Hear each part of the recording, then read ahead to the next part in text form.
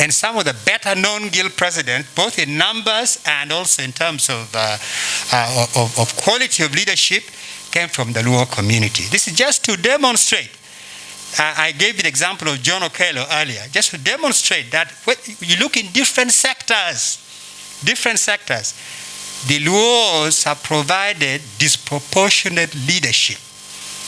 Disproportionate. So that is something we need to look at very, very carefully. By the way, since you're in Gulu, I should just mention as a footnote that the very first Makerere Guild president from the Central Luo group was none other than Alex Latim, who was the first independence member of parliament for this city, for this whole area, and twice went to parliament. He was also leader of opposition until the overthrow of Idi Amin, and a big leader of the Democratic Party.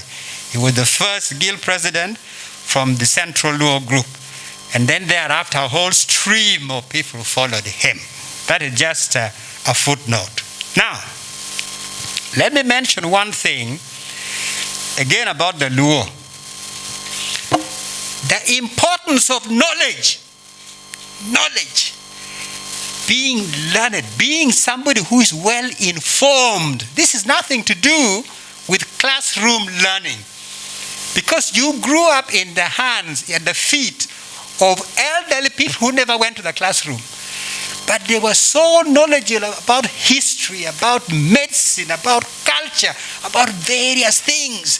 And this was valued. To be respected, you had to be a person of knowledge. That's what gave you respect. And it wasn't knowledge in one area. See, for the Bazungu now, after the Renaissance, they divided the world and knowledge into sectors.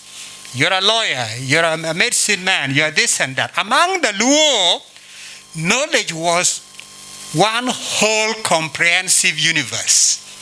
It wasn't divided. And so we see Bishop Ochola is a religious leader, he's a musician, he's a storyteller, he's a historian, he's a civilization professor, all in that one person. That is quintessentially Luo. When you begin a song in the field, do you say, let the 6 people who are dancers go and dance? As one song leader, but once you begin, everybody joins in singing, everybody joins in dancing. So the concept of knowledge was comprehensive and one whole universe of knowledge. It was not divided into sectors and specialization. But knowledge, being somebody who is knowledgeable, very, very important. I believe this is the reason why in Western academia, whether in Kenya, in Uganda, or elsewhere, again, the Luo performed disproportionately better at schools, in universities, because their tradition emphasized learning and knowledge. Now, as we speak now, this is also becoming history. Knowledge is no longer important among our people. Learning is no longer important among our people. Being ignorant is fashionable. So this has to be addressed. That's why I'm so happy to see Bishop Ochola here. He's a good example of a quintessential Luo man. A good example. Who is a religious leader. He's a musician. He's a historian. He's a culture man. There's no contradiction. All combined in that one person. That is a quintessential Luo man. And we are producing less and less of them. Then comes, very important, the issue of language. There can be no community, no identity without language. How come in Canada, French-speaking Canadians, a tiny proportion of Canada, but Canada has 2 official languages, English and French. How come in Belgium they have 2 official languages? Because without language, you cannot have your identity and you cannot have a community.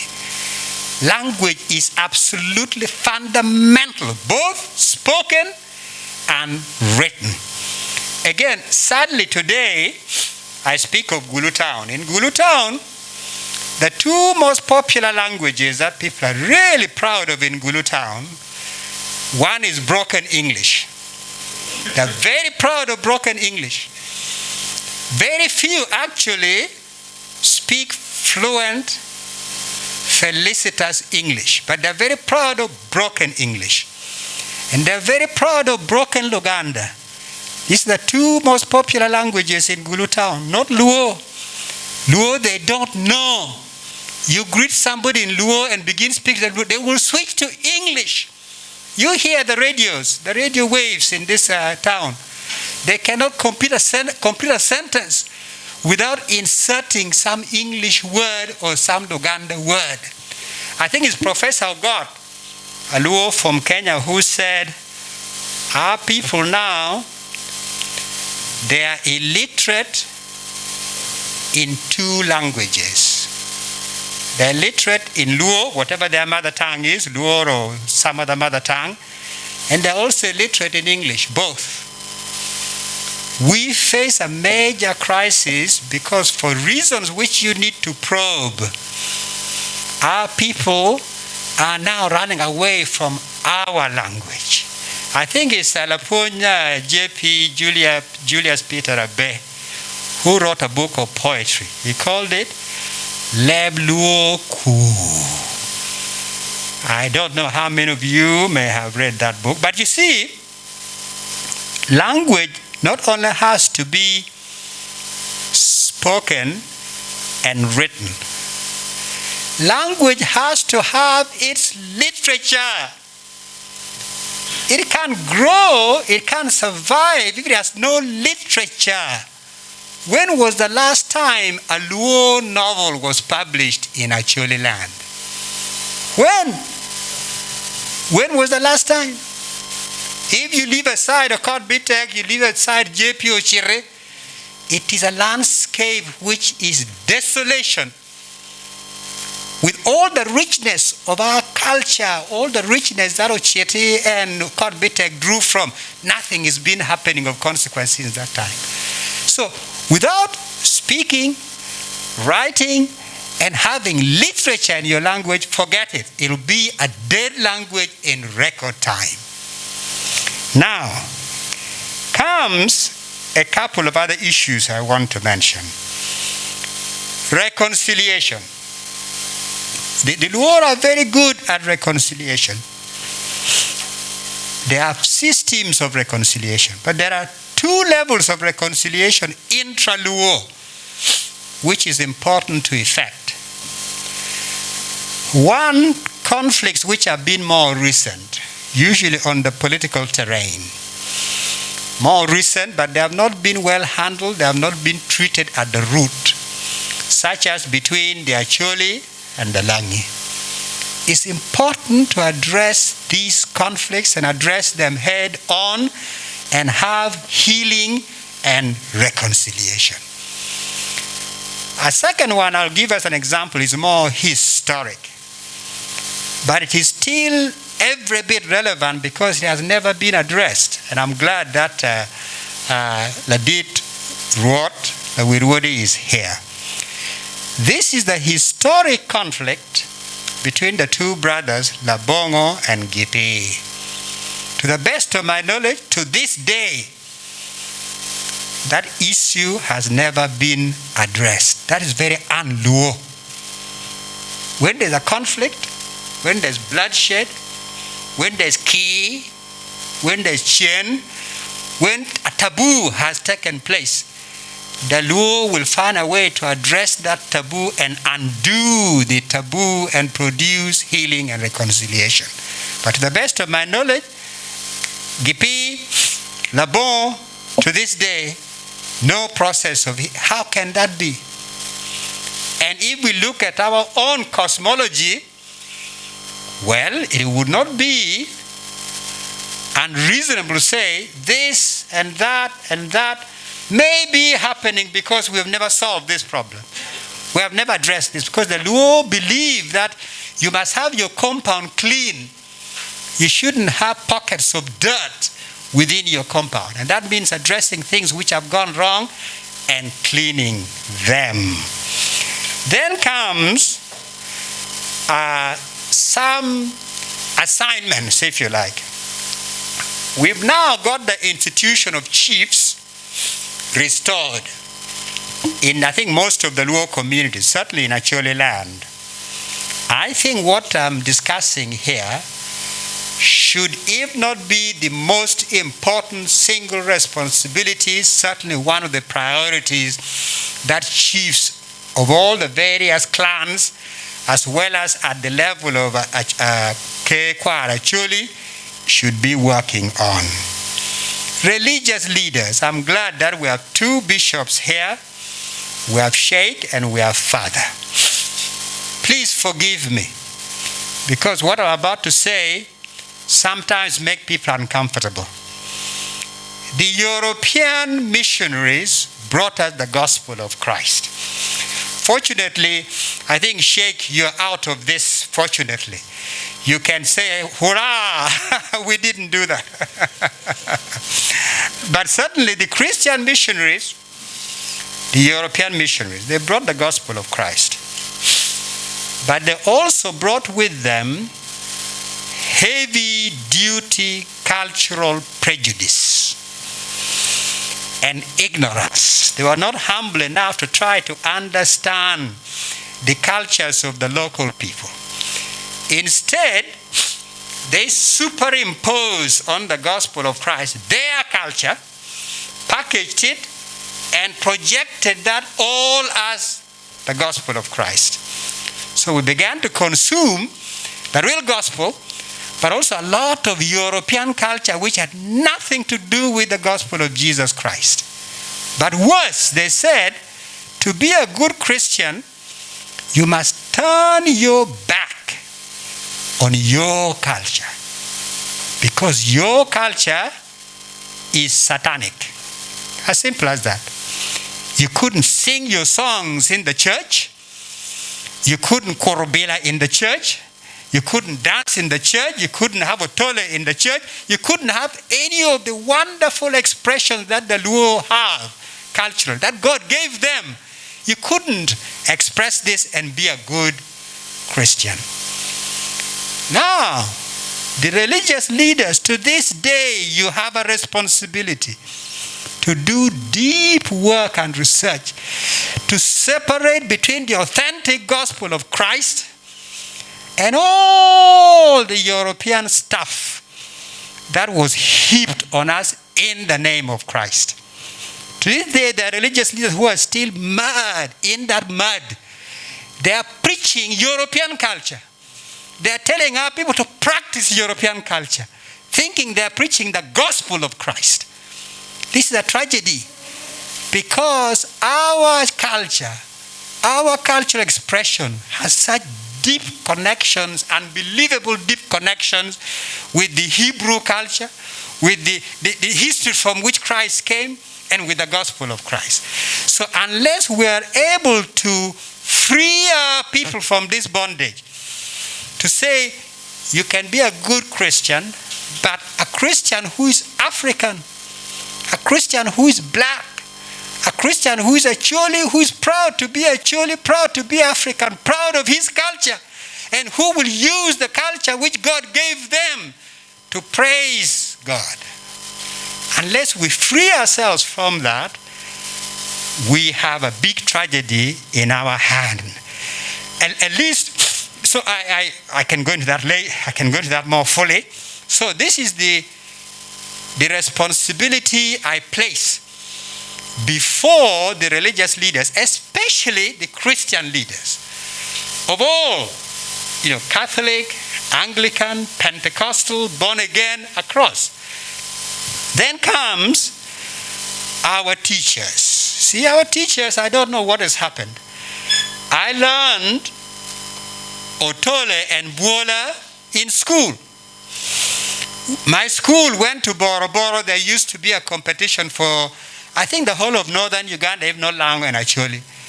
And we won the dance section because of our dancing of Buola.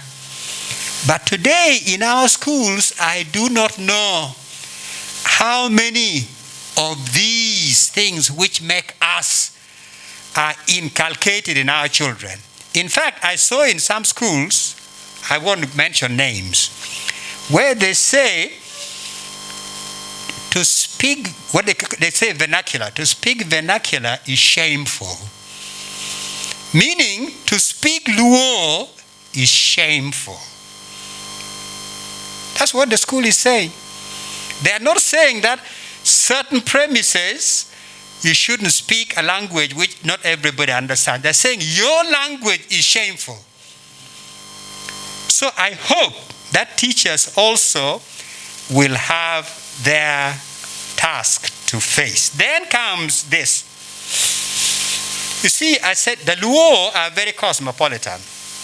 But in our recent history, there have been some contrived narratives that try to set up the Luo against other communities. Recently, you saw the whip up, a frenzy about Luo, the central Luo, the Acholi versus the Baganda. This is very un-Luo. If there are historical, truly objective reasons to have conflict, yes, but not a contrived situation where you dig beneath the surface and you find nothing. No reason for this Luo community to be in conflict with some other community. That is not the way we are. So I hope that part of what our leaders will do is tell our people, we are a free people. We are cosmopolitan. We are welcoming. We do not get into conflict with others unless it's absolutely necessary and existential reason for us. And then finally, let me say this. Two things then. One is about our heroes. You see, we cannot understand our history. We cannot understand our height. We cannot understand how far we have come if we have no notion of the people who went before us. Fortunately for us, in all the Luo communities, we have produced some true giants. God knows, some true giants. I mean, I could begin and go on for hours giving you examples. But now, my dear friends, you're in Gulu. Please go to the streets of Gulu. They have now opened up a whole network of roads. I've driven in and out all over Gulu. I cannot recognize the names which are being celebrated in Gulu streets. I cannot recognize those names. The greats of Gulu, of Acholi, of the Luo communities are not celebrated in Gulu. In Gulu city, there are many new streets with names. I don't know where the names have come from. And people who have truly shaken this country, shaken Africa, made great contribution to Acholi land, their names are not on those streets. Which means we have no sense of the pioneers who went before us. We have no sense of our heroes. None whatsoever. I'll give you an example. Please forgive me. When we came to bury Professor A.M. Odonga, when he died, Odonga was the first surgeon to become a minister in Eastern, Central, and Southern Africa. First African to become a minister. When you're a surgeon, you begin as Dr. So-and-so. When you've now gone so high, you drop the title of doctor, you become Mr. Odonga. Okay, now we are burying Odonga here. And I thought I'd come to Gulu and all the airwaves would be talking about who Professor Odonga is, what he did, what his history is. Not one word on the airwaves. And then we went for the burial. The chairs were empty. I thought something major was going on in Gulu. Later I found out nothing was going on. And somebody called me while I was there. You're in Gulu? Yes, I'm in Gulu. What are you doing in Gulu? I'm here to bury Professor A. Odonga. Oh! Odonga Oto. So the only Odonga, and this is an educated person, knew what Odonga Oto. not A.M. Odonga. That is where we are. When Geoffrey Oriema, who is a legend in Europe and North America, when he died, I was here. I was in Gulu. I expected all the airwaves to be playing his music and to be talking about him. Not one. Not one. And in Europe, TV stations, radio stations, Geoffrey Oriema's music everywhere. But here in his homeland, complete dead silence. That is what we have become. And we cannot be worthy heirs of our Luo forefathers if we continue in this way. Finally, one last word. One last word concerns Acholi land. Historically, I think apart from the Luo of Kenya, the plank, the most important, the key plank, the pillar of the Luo community was Acholi land. Today, Acholi land is the weakest link in the Luo chain. This is the truth, it's the weakest. It's gone from being the strongest to the weakest, for reasons which I can't go into right now. If the rest of you don't work hard, together with the leadership here, to remount Acholi land, the Luo communities will suffer huge loss, because that pillar, that plank will have gone. It is well on the way to disappearing. There's no exaggeration. It is well on the way to disappearing. I don't have time to go and illustrate onto this. So part of what needs to be addressed in the constellation of Luo communities is how this pillar that for centuries was so critical to the development and strength of the Luo communities can be rebuilt.